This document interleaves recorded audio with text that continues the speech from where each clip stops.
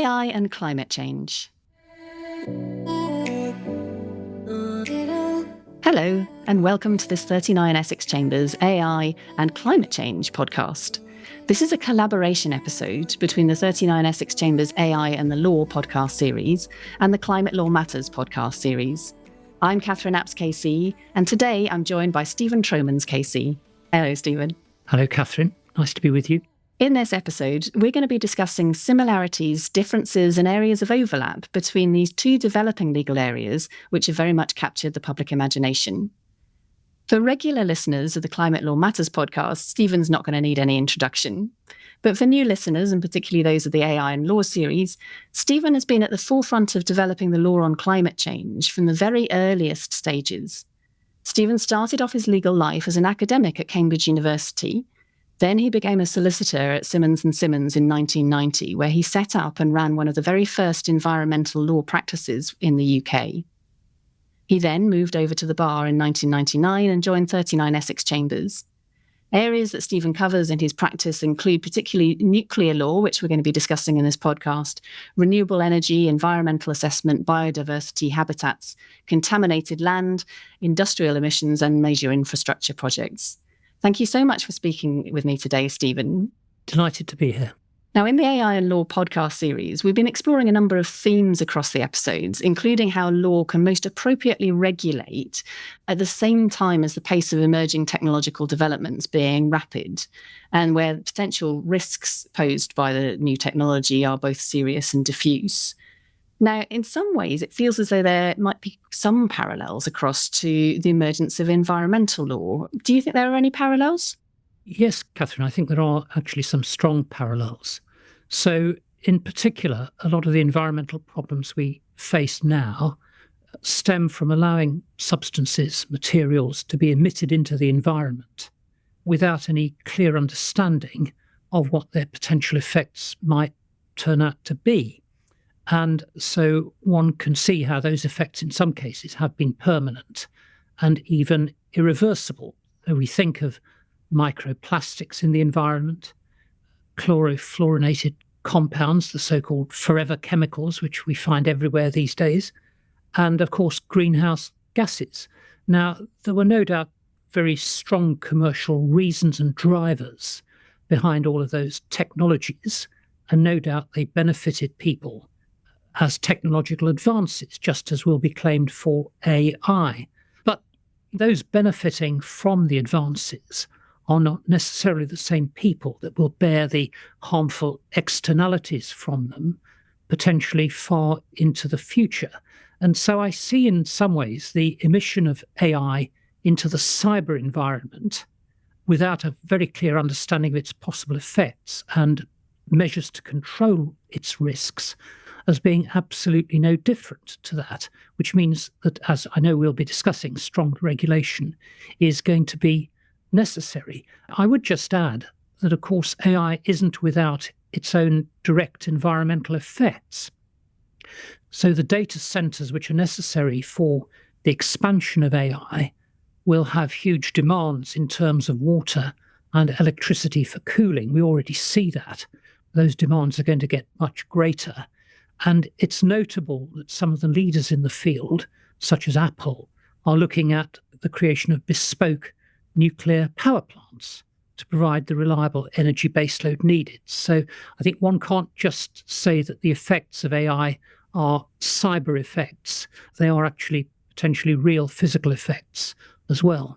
Well, that's really interesting. We'll be touching on nuclear law a little bit later in the podcast, but that's a direct intersection of the two areas. As you just discussed, the potential risks and the effects of emerging technology, particularly in a time of rapid industrial advance, is very difficult to predict and also inherently international.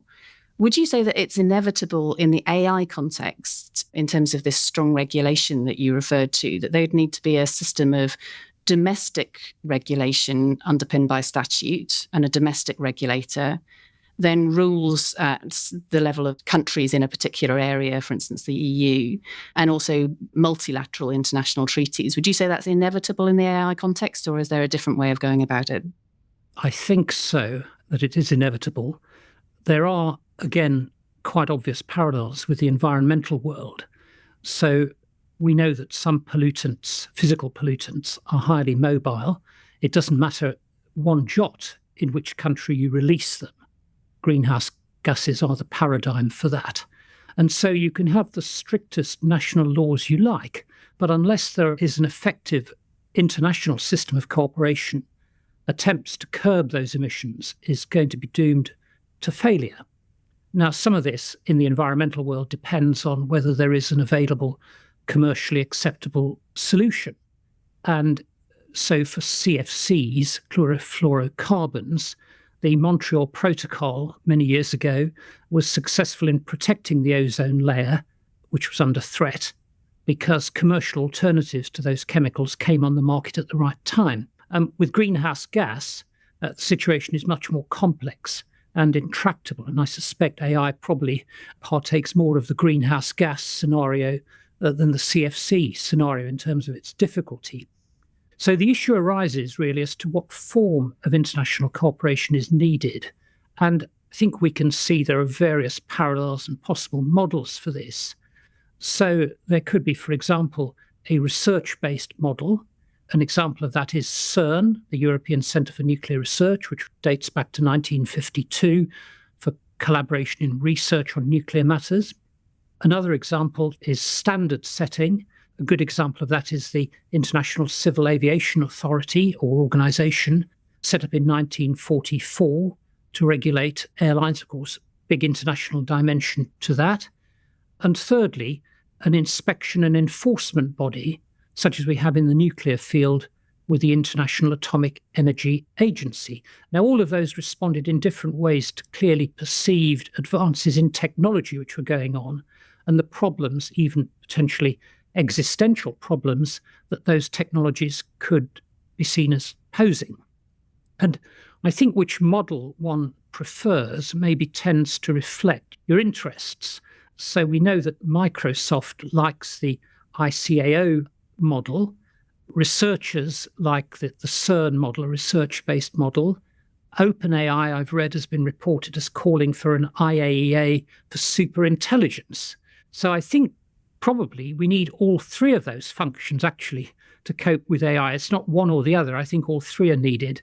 And we are now starting to see, as you'll know, the beginnings of international cooperation in terms of the EU AI Act, the recent bilateral agreement between the US and the UK, and also the work of the Council of Europe Committee on Artificial Intelligence, focusing in particular on human rights implications. So all coming at it from somewhat different angles. What I think is clear is that the effort has to be international. National law maybe could address simpler AI applications and language learning models, but when we get into the area of frontier AI, the really advanced stuff, which we know very little about and know even less about the risks of at present, then I think it's got to be an international effort.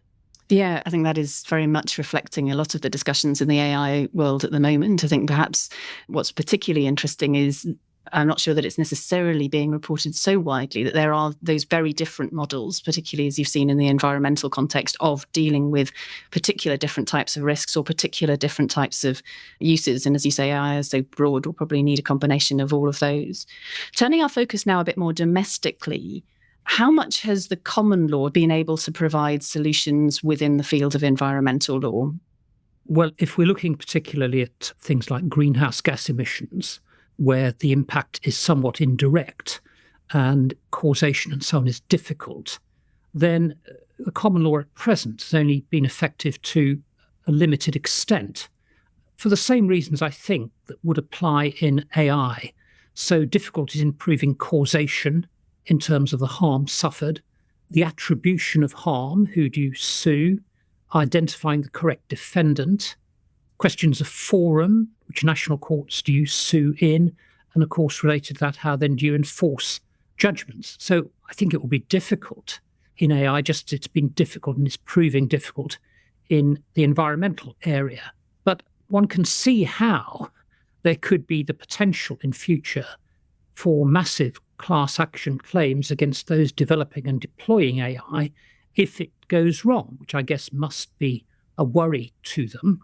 And I've got little doubt that when things do go wrong and third-party harm does occur, there'll be no shortage of law firms lining up to represent potential claimants. So would it be fair to say that in the environmental world, the common law has had more impact where there's provable harm that can already be shown, presumably because that completes the tort, whereas other litigation has been focused on the specific statutory duties that lie at an earlier stage, and there's been a combination of, would you say, regulatory actions against perpetrators and then forays into judicial review and otherwise as to the scope of those duties as they apply to individual actors or public authorities having regard to them?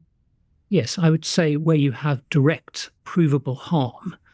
So, for example, the claims made against Shell in relation to oil pollution from their pipelines in Nigeria, that's just bread and butter stuff, really, in a way, for the common law, although obviously there are difficulties on class actions, jurisdiction, and so on. But when you get into someone who is trying to prove that they've been harmed by the emission of greenhouse gases, that at present, I think, is really, in England anyway, very problematic. So the focus has tended to be on trying to enforce duties against the state through judicial review, which, of course, is difficult in its own right because the grounds of judicial review, as we know, are pretty narrow when it comes down to it. Well, exactly. And you have to fall back on establishing a positive obligation of the state to regulate another third party. And I suppose so far we haven't seen a huge amount of success domestically, environmentally, in that type of litigation, usually brought by reference to the Human Rights Act. But just to show how topical we are, just yesterday, on the 9th of April 2024, the European Court of Human Rights gave judgment in the Swiss greenhouse gas case, didn't it? I don't know, does that change your view as to how human rights potentially can form a basis for domestic litigation in the environmental sphere? Or am I bouncing you into that question rather too soon after the judgment? No, that's fine. I'm happy to respond. Obviously, I think that's seen as a big landmark for climate change lawyers.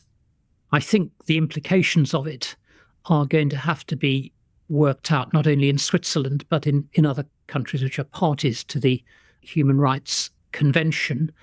And obviously, one of the issues is the victim status. As I understand it, the Association of the Ladies in Switzerland were victims, whereas other claimants, younger, were not necessarily victims. But I think it presents a lot of food for thought in AI, in the sense that the science with climate change shows that the state failing to regulate is going to have effects which can be predicted to a degree on the citizens. And one could say, although, again, I suspect the science on this is emerging, that risks, predictable or unpredictable to citizens, are going to flow from the dissemination of AI within a jurisdiction if it's not adequately regulated. Now, less clear than climate change what those consequences might be, but one can see how there could be, if AI goes wrong, people who fall into the classes of victim in relation to it in terms of their human rights. Exactly, and there are people who wouldn't necessarily be victims of tort for the purposes of the common law, because they're people who are exposed to a greater risk, but they haven't actually already suffered tortious harm. And there's a really interesting discussion in that case about European Convention on Human Rights law on the victim status, as you say, and who that protects, and how that's arguably a lot broader than the law currently domestically in the UK. Turning our focus now from European human rights law to EU law. Obviously, the UK is no longer a member of the EU following Brexit, but the EU has regulated AI somewhat more muscularly than many other groups of countries or the UK. And there's a new EU AI Act, which has recently come out, which is a legislative act which requires regulation by reference to the level of class of risk posed by the particular technology. Is this mirrored at all in environmental law? And if so, how? Are there particular examples? Yes, very much so. And from what I've seen of the EU AI Act, I applaud the muscularity, as you put it, of its approach. It looks very much like what is needed, which is a risk-based approach.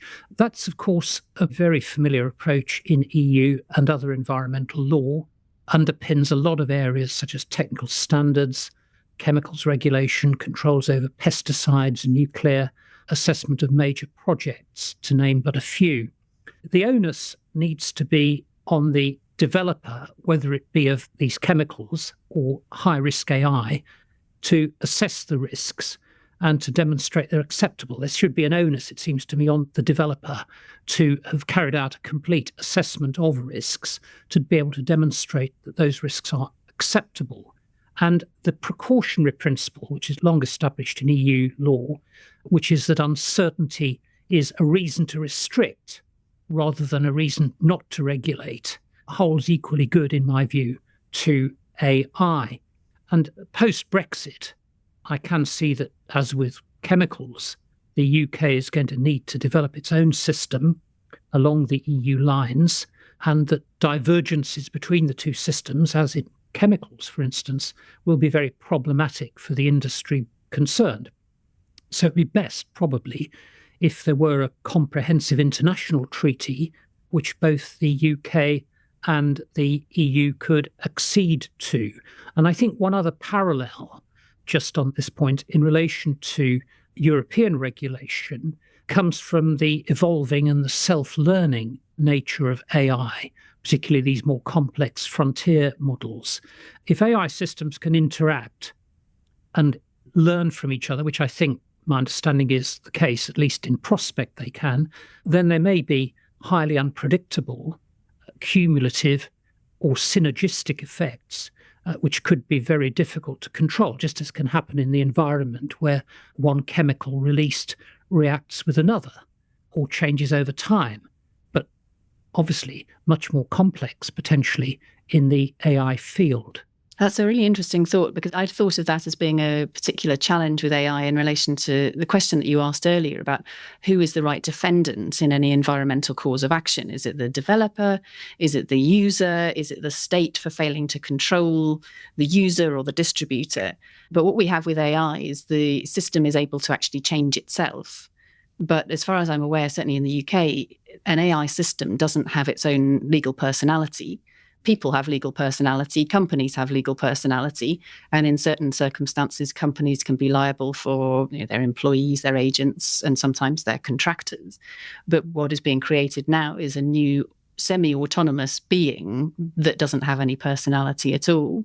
But from listening to you, in some ways, it's not massively different from a chemical that, once released due to its chemical properties, may react in either predictable or unpredictable ways with things that it meets in the environment around it. So maybe it isn't quite as new as all that particular question. It's nothing new under the sun, is there? I don't think it's entirely new, but I think it's very difficult and very complicated in the AI field. Yes, indeed. And in the chemicals example, does liability rest with the original creator or with the distributor, or sometimes both? Is there a solution to that problem of the chemical once released having unpredictable consequences?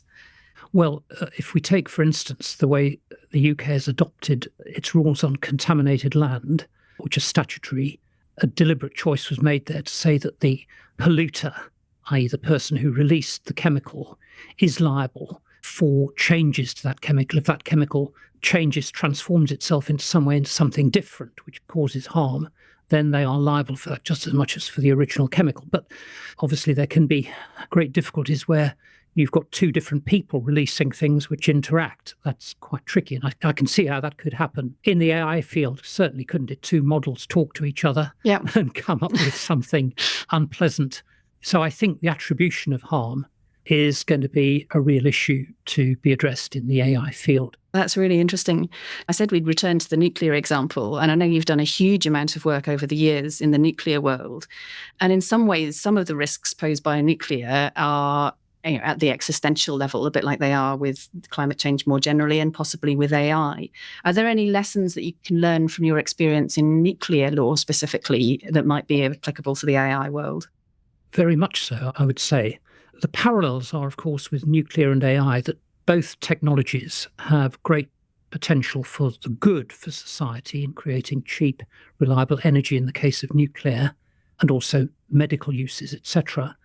But also the real possibility of either malevolent, negligent use, which could have very widespread and irreversible effects in the case of a nuclear accident or terrorists gaining access to nuclear material and using it for some sort of incident.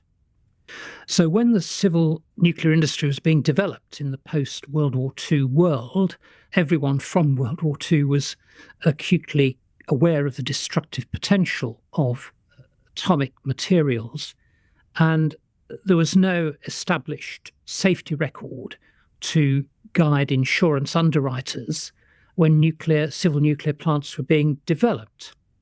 So the US, the UK, numerous other countries decided they would enact domestic legislation imposing a liability regime. Interestingly, those domestic pieces of legislation later fed through into international law, which we discussed earlier in the context of AI.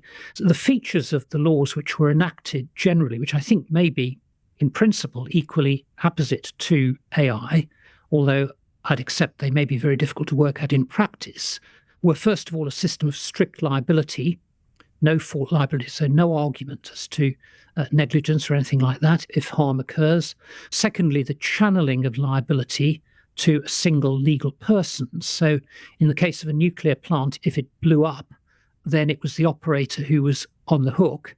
They couldn't argue as to really the person who designed it or built components of it, etc. Thirdly, liability was capped to a particular level which was insurable, and there was compulsory insurance required. There were time limits on claims, again, to make it insurable, and there were clear rules as to the exclusive forum in which claims were to be made. Now, all of those seem to me in principle issues which should be thought about in relation to AI. So, yes, I think there are things to be learned. Yeah, that's fascinating. I suppose the one potential difference is that I suppose in nuclear there are also hard-edged prohibitions on the trading of nuclear materials, which makes your market very small, whereas the market is potentially very large in the AI field, and you see very large economic actors trying to, or it's being said that they're trying to sort of solidify their position within that market, where they already have dominance in certain other software markets, which I suppose you didn't have that in nuclear because there wasn't that market already there and you couldn't trade into it. So maybe a little bit more is needed on top of the regulation from that. Well, actually, I mean, there always has been a trade in nuclear materials. So the supply of enriched uranium, supply of nuclear fuel, supply of components for nuclear reactors. I mean, those are all international markets. The state has no monopoly over those. But what there is are very strict rules, designed safeguards rules, so that those technologies don't fall into the wrong hands. And I think that's we may come onto this, one of the things that concerns me about AI is it getting into the wrong hands of people who might wish to use it in ways it was perhaps not intended for, or which are not particularly beneficial to society. Yeah, that's interesting. I suppose it's one of the things that's often said about regulation of social media, that one of the great risks there is that it's very powerful for those who have a very clear aim as to what they want to achieve, and particularly if that aim is not helpful to society, for instance, swinging an election or pushing self-harm videos towards teenagers and that kind of thing. The processing power and the access power of this technology can be truly remarkable. And if there isn't any bar on any of those transactions sort of getting up and running, then you have something potentially very dangerous indeed. Well, I think maybe one can learn, again, a few lessons from the nuclear industry on this. I mean, I would comment that in the IT social media field, obviously the big players seem to be very reluctant to contemplate being regulated as opposed to their own self-regulation. But I really feel that with AI, regulation is needed. And I think if we look at nuclear, one of the issues there is justification. So it's an commonly accepted international practice that if you are carrying out a practice which involves radiation, ionizing radiation, whether it be power producing, research, medical, security, whatever it might be, then that practice has to be formally justified by assessing what the risks of the activity are in terms of radiological exposure, and the regulator satisfying themselves that those risks are clearly outweighed by the benefits from the practice. So I would want to put those producing AI on the spot and say, look, actually, what are the benefits of your practice which are justifying the risks, and how can you actually ensure that the practice is clearly defined and doesn't spill over into lots of other less desirable practices. Now, that may be very difficult, but I think it has to be thought through. Secondly, we've mentioned security and safeguards. So how do those producing AI, what responsibilities do they have for preventing that AI falling into, if I can put it this way, the wrong hands? And also in nuclear, as I mentioned, compulsory insurance. Now, interesting to contemplate if one had a system whereby those producing AI had, as nuclear operators do, to have in place some insurance or other form of financial security to cover the potential losses which might occur from accidents or harm resulting from their technology. I'd be very interested to see how they would approach that and what the attitude of insurers would be. But again, it seems to me one shouldn't be letting people produce anything which creates a great risk to society on the polluter pays principle without them having the wherewithal to satisfy any claims made against them. I do find this fascinating. In other episodes of this series, we've called it legal toolmaking. That, as you say, in some ways, nothing is actually that new under the sun. And there's a lot of experience from very diverse areas as to particular legal tools that have in the past and can be very suitable and effective at dealing with very particular issues. And you just raised three that I don't think are part of the mainstream discourse in the AI world, coming directly from nuclear law. Can I ask you this one question about nuclear law, though? Knowing what you know now about how things have gone, are there any wrong turns that the law made in terms of nuclear law that you would caution against repetition in the AI sphere from what you know now? Yes, again, I think there are parallels, strong parallels actually. Most of the mistakes in the nuclear field were made in the 1950s through to the 1970s, I would say, when countries were rushing into nuclear technology, both for military purposes and also for power production. And that led to some very lax practices being allowed because the commercial wish to get these technologies up and running dictated that future issues in terms of the costs of dealing with waste products and spent fuel, etc., were not adequately considered. So those externalities were not thought through. We're now paying a very big price for that in the UK and elsewhere, running into billions of pounds in terms of the cleanup required because of failure to think through those risks and their long-term consequences. And certainly in the nuclear field, we've got new types of reactors now coming in, small modular reactors, advanced nuclear technologies, and exactly the same point applies. Those developing these technologies just want to get them to market and get them funded and earn money. They're not particularly concerned about the long-term problems unless they're made to be. And the same, I think, is true of AI. People just want to get the funding in. Talking about the problems doesn't help to get the funding, but I think society does need to talk about the problems, and that I think is the big lesson I would take away from nuclear. Oh, interesting. So I suppose if you're a software developer, you don't make money out of the development because that's very expensive. You only make money once it starts getting out to market and people start buying it, and being first on the market has enormous advantages from that perspective. But as you say, if we as a society don't think carefully about what it is that's coming out onto the market, then there can be some very expensive things down the line that take a huge amount of time, money, and potentially irreversible harm to sort out later. Can I ask you a question, which we've actually asked all of our guests on the AI and Law podcast? And this is about how optimistic or pessimistic you are about the role of AI in the future. And on this scale, 0 is the most pessimistic you could be, and 10 is the most optimistic that it's going to cure absolutely everything. Where would you place yourself on the scale?